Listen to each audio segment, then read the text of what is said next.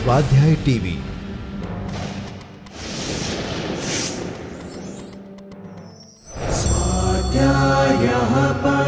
Doctor Baba Saheb Ambedkar open university.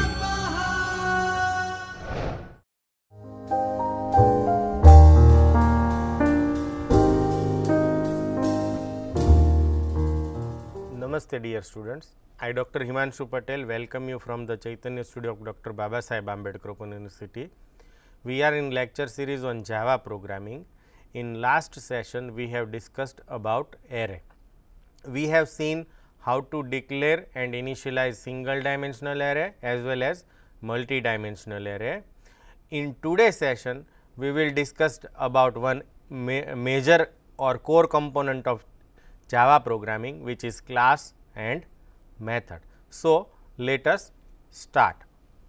As discussed earlier, a class is a template for an object. Now, we can say a fruit is a class and mango, banana, apple, pineapple, etc. are example of fruits. So, we can say a class is a generic name given to different types of similar objects, while object is an instance of class. For example, fruit has a different property like aroma, shape, size, color, taste, etc. So, all these common properties or common attributes are defined inside class, and whenever we create object from these class, it is known as a instance of that class or an object. So, class is a template and object is instance of class. Now, on screen you can see the general form of a class. Any class has a name. So, class definition starts with keyword class and then class name, and inside curly braces we define body of class. Now, each class consists of two things.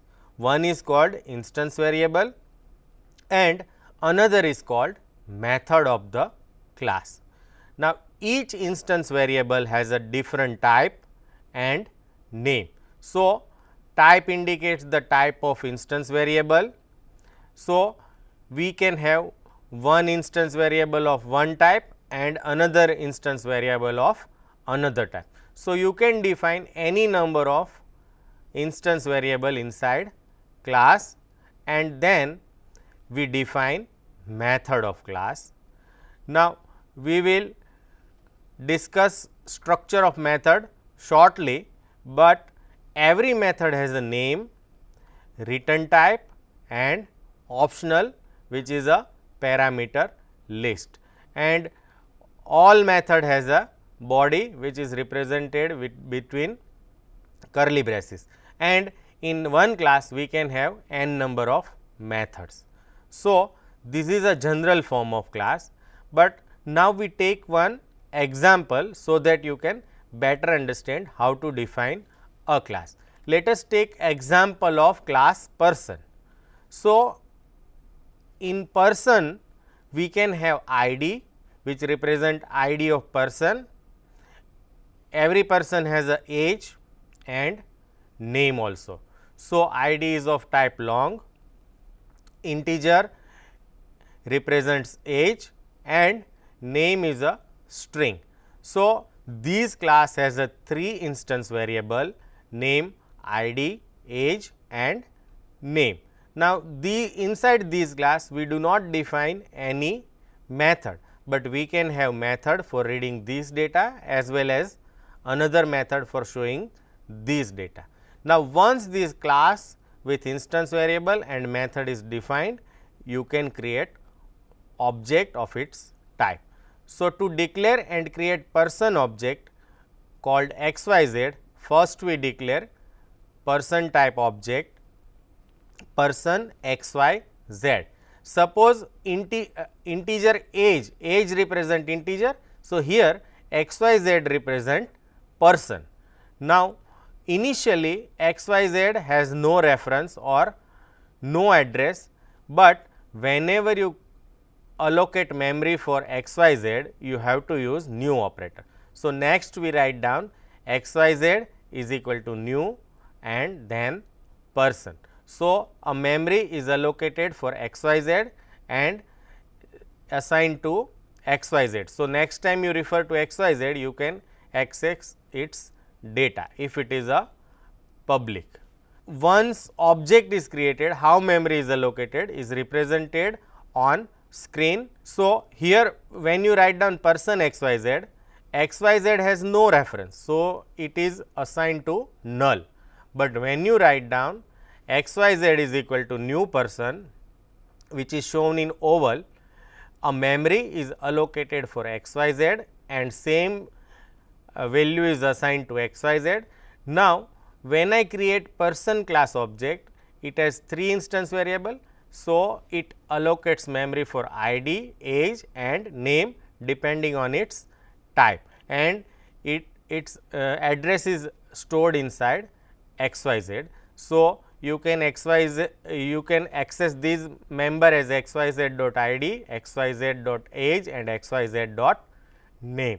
So, this is how object is declared and created. Remember, to actually create object, we have to use new operator, then and then only memory is allocated. So, whenever you create object, new and class name is a must for actually creating object.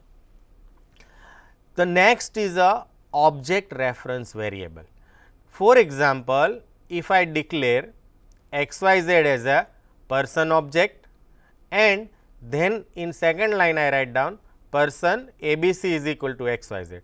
Now, what will happen in case of ordinary variable, that value separate memory is allocated for xyz and abc and the value of xyz is stored inside abc, but this is not the case with objects. As shown in screen, since xyz is already created and it is assigned to xyz, when you write down abc is equal to xyz, it will not create separate copy of these object, but it will only points to the object where xyz is pointing. So, either xyz or abc is the same thing whenever I write down abc is equal to xyz. So, you might be surprised to know that xyz and abc will both refer to same object and there are no different object like ordinary variable. Now, we discuss method in detail. So, every method has a name. So, name represent, which is shown here in green color, represents the name of method. The type represent the value returned by method and it may be ordinary data type or it may be object also, and method may require some data to operate on. So, these parameter list, which is optional, represents data required by method to process, and inside curly braces we define body of method. Suppose method is not returning anything, then type is defined as a void and this return value statement is optional. But suppose type is other than void, then we must write down this return and value to be returned inside method at the end of method body.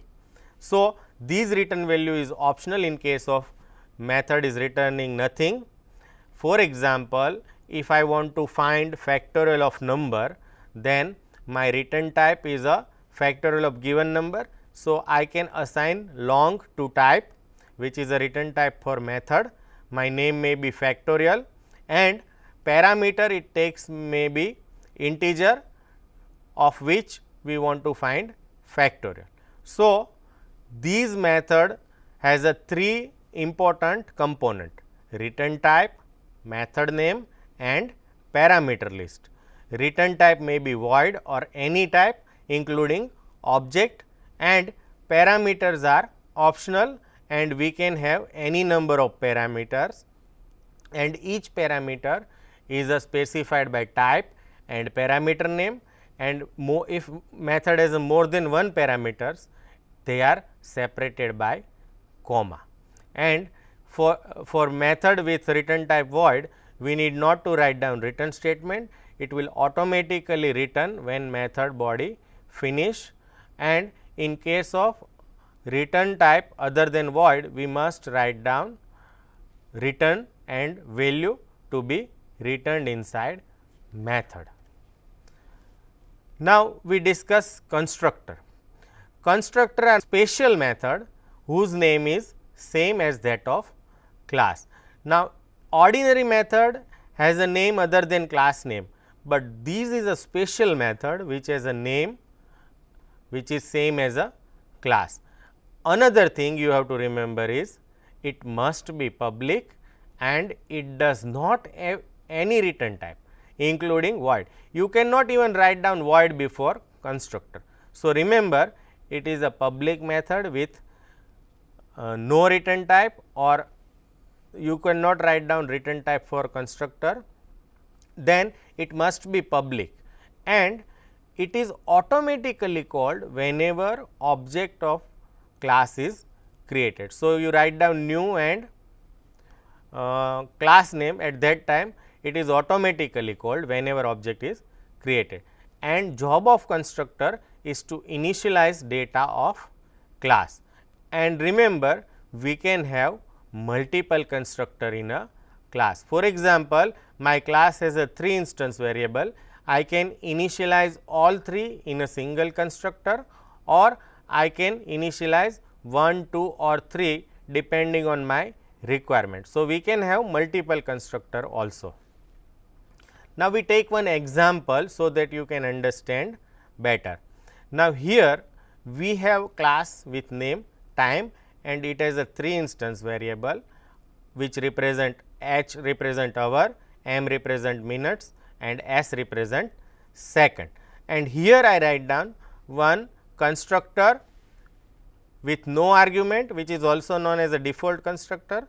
So, public is the modifier for this constructor, and time represent this class name. So, we can say it is a constructor, and it does not take any argument, and it initialize all 3 instance variable to 0.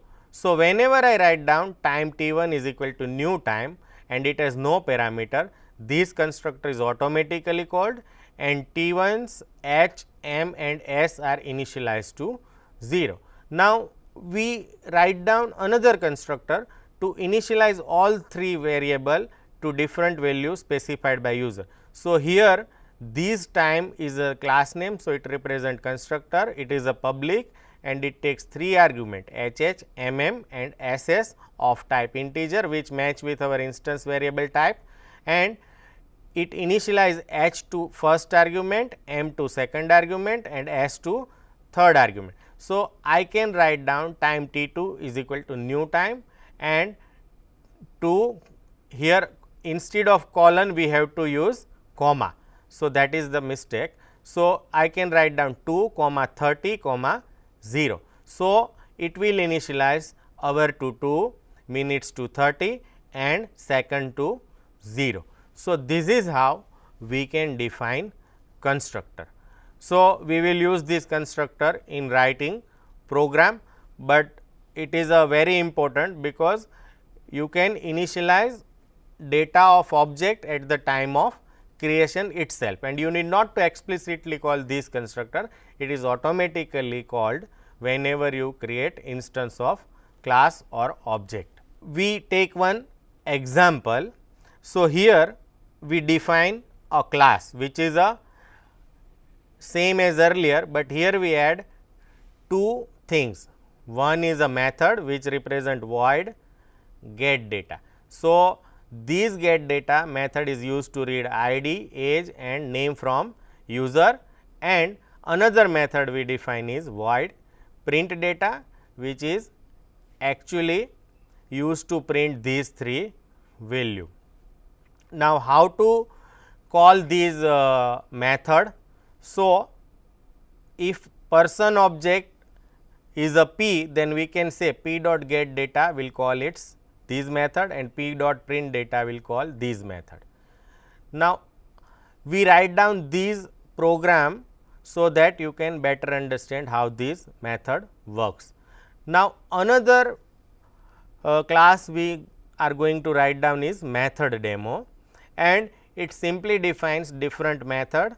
So, this first method has a return type void, its name is greetings and it prints message provided as a argument. So, this is a example of method which takes parameter, but it does not return any value.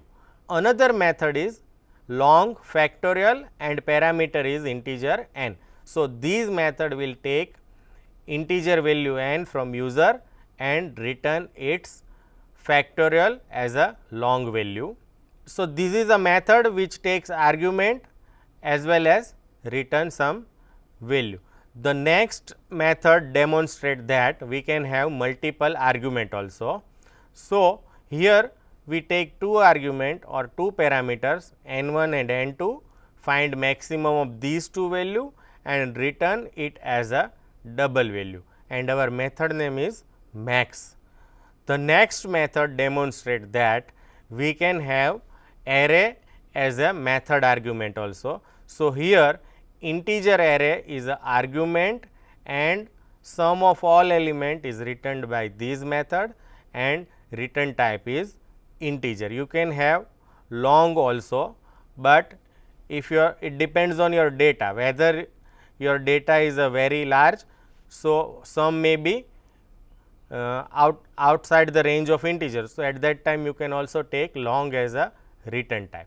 And last method we will write down is a add method which actually adds two time, but this time T1 is a object and T2 is a object of type class time. So, these last method demonstrate that we can have object as argument as well as we can return the object also. So, we will write down these method inside NetBeans. So, we are going to write down three class. One class is a person class, another class is a time class and last class is a method demo, and inside method demo we will define all these methods. And we have one more class which is a used to test all these classes. So, we write down four class: person class, time class, method demo class and test these method. So, test class is there. So, let us start writing these program inside NetBeans. Here I define a public class person. Now, remember that if your class is a public, your file name should match with class name. So, here public class is person. So, my file name is a person.java. If your class is not public, then it should not be same, it may be different also. So, as defined earlier, discussed earlier, we have three instance variable id, age and name, and we have one method which just read these three values. So, its name is a get data. Now, to actually read data from system, I define one scanner class object and its source is a keyboard.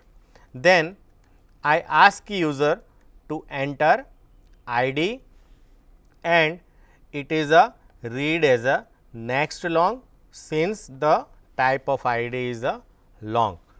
Once id is a read, we ask user to enter age and it is stored inside age by method next integer of scanner class, and finally, we read name of person from user and it is a read using next method, because next method returns string. So, I hope you can understand this get data method which actually reads data from user. Now, inside show data, I just want to display this value. So, here these three system.out.println represent heading which displays personal information. Next three line represents a value of ID, age and name that we display as usual, and for formatting we add line at the end. Now, how to test these class? So, this class is public, so it can be called inside this test class. So, here I comment out these portion, and now this test class has a main method. So, inside public static void main we define one person object P. We actually allocate memory for P by writing new person, and then we call its get data method by writing P dot get data. If my object name is X, then I write down X dot get data, and once this data is read, I want to display those data. So, I call P dot show data. So, let us first test this person class. So, right click on it and select run file. So, it is asking for ID, then age and then name. So, get data will ask for ID, age and name, and show data will print this information. So, this is how this person.java file works. Now, next we want to write down method demo. So, inside method demo, first I define this method which takes string argument or parameter message and it returns nothing. Now, inside this greeting method, I just display this message passed by user for display purpose. So, need not to return anything. So, I simply write down system.out.println and whatever message we want to display. So, whenever I call this greeting method using method demo object, I need to pass one string argument and it displays that message only. The next method is a factorial method, and it actually calculates factorial of n and return these value long. So, I initialize f to 1 which represent factorial of given number. The factorial is nothing but multiplication of 1 to n if we want to find factorial of n. So, I repeat this loop from 1 to n, and inside these I write down f is equal to f into I. So, initially f is 1. So, first it is multiplied by 1, then 2, then 3, then 4 and up to n, and whatever value we get inside f is a factorial of n and it return to the calling function. So, this is how this long factorial works. The next is a max method which takes two argument m1 and m2, and we want to return maximum of these two value. So, I write down if m1 is greater than m2, it means m1 is maximum. So, I return m1. Now, the next condition to be tested is whether m2 is greater than m1. So, I write down else if m2 is greater than m1, it means m2 is maximum. So, I have to return m2, and if both the conditions are failed, it means both are equal. So, I return 0. So, whenever I get 0, it means both numbers are equal and none of them is maximum. So, this is how this double works. The next method is takes integer array as an argument and returns sum of all integer elements. So, I initialize sum to 0. Now, remember, whenever you want to store multiplication inside variable, you have to initialize to 1, and whenever you want to sum data in variable, you have to initialize it to 0. Now, we know that array index always starts from 0 and number of element is represented by a dot length. So, I write down I is equal to 0, I less than a dot length, and then every time I is incremented by 1. Now, what I want to do is I want to add all the element of array inside S, which is represented by a of I. So, I write down S is equal to S plus a of I. That means, every time element is added to S 1 by 1. First element is added first, then second, then third, and so on, and finally, we get sum of all element inside S and we return S. So, this method takes array as a argument and returns sum of all element to the calling function. Now, next method demonstrate that we want to add two time, which is represented by T1 and T2. Now, before we understand these method, we first want to discuss time class. So, here for sake of simplicity, we have eliminated second, but you can also consider second for calculation, that is left as an exercise. Here I take only two variable which represent hours and minutes. So, it has a two instance variable h and m, which represent hours and minute. This is our default constructor, which initialize both hour and minute to 0, and then we have one parameterized constructor, which initialize hour and minutes to the value specified. So, here h represent hour, represent minutes. So, h is initialized with h and m is initialized with and these show function just display our time in hour colon minute format. So, these show just display this value of h and m, which represent actually hour and minute. So, I hope this time class is clear for you. Now, I want to add two time. So, here T1 has a two component h and m. H represent hour of T1 and m represent minutes of T1. Similarly, we have T2 dot h and T2 dot m, which represent hour and minutes of T2 respectively. Now, assume that we have T1 is initialized to 250 and T2 is initialized to 330. Now, I want to add these two time.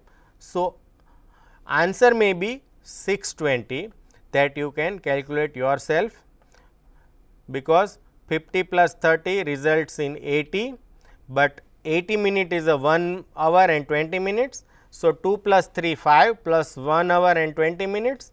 So, we can say 6 hour and 20 minutes. Now, we have these two time specified by T1 and T2. Now, we want to add these two time and return that time. So, our return type is also object. So, here I declare one time T3 to actually sum up these two time. So, I use default constructor. So, T3 is initially 0 0, that means hour of T3 is also 0 and minute is also 0. Now, what I do is first I want to add two hours. So, what will happen to T3? T1 hour is a 2 and T2 hour is 3. So, we have 5 colon 0 0 inside T3, because we have not yet touched minutes. The next task is to add minutes. So, I add minutes of T1 and T2 in minutes of T3. Hour is already stored. So, it is initialized to 5, but now T3 becomes 5 hours and 80 minutes, but we do not require answer in this format. we require answer only in format which is represented by hour and minute within 60. So, what I do is I write down T3 dot H is equal to whatever value of T3 dot H is plus T3 dot minute divided by 60. So, 80 divided by 60 is a 1 point something, but division of two integer always result in integer. So, we get 1. So, now T3 becomes 680. Why?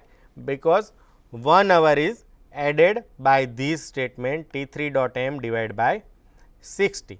But here now I want to subtract 60 from these 80. So, how to do that? So, I write down T3 dot m is equal to T3 dot m modulo 60. That means, above 60 we have to take, not entire 80. So, 80 modulo 60 is a 20. If I divide 80 by 60, I will get remainder 20. So, this is how we get final answer, and once we have final answer, we return it to the calling method. So, this is how all these method works. Now, we want to test this method inside our test class. So, we go to test class. Now, I comment out these person class and uncomment these. So, here we want to find sum of these elements. So, array is initialized to 1, 2, 3, 4, 5. So, sum is a 15. We have two double type variable 30 and 40, and we want to find out maximum, which is 40. We have two time which represent 250 and 330, and we want to find time T3, which is a sum of these two time. So, here first we have to create instance of method demo class, then we can call method of this class. So, I create one object m of type method demo and create its instance by calling new and method demo. The next I write down m dot greetings. So, remember this is our argument hello world. So, m dot greeting will print hello world. The next I want to print factorial of 5 is.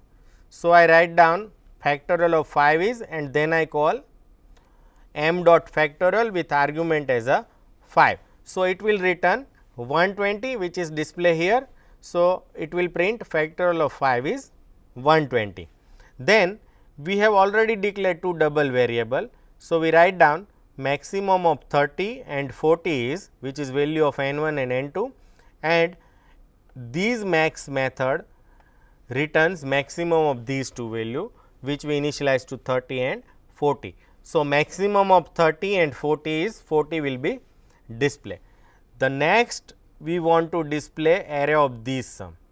So, we write down sum of array is, and then we call sum method and provide array A as a argument. So, it will add 1 plus 2 plus 3 plus 4 plus 5, which is 15. So, it will print sum of array is 15.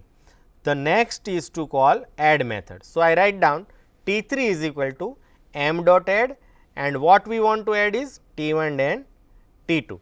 So, it will add T1 and T2, and whatever result we get is stored inside T3, and finally, to actually display T3 we call its show method, which displays time in hour colon minute format. So, we want to run this. So, we save this file and run this file by right clicking on it. So, I run this file. Now, greeting will print hello world, factorial of 5 will be find out by factorial method of method demo class, and it returns 120.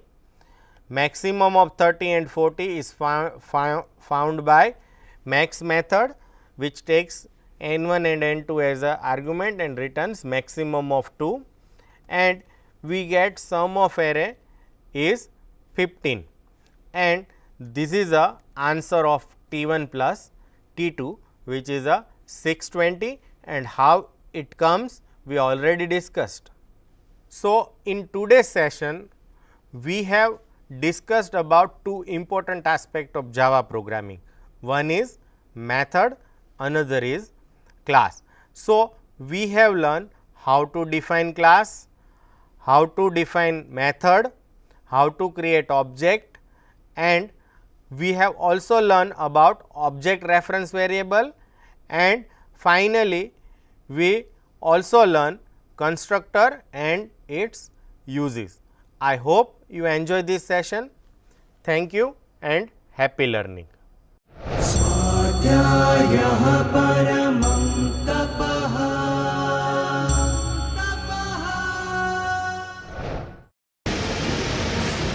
स्वाध्याय TV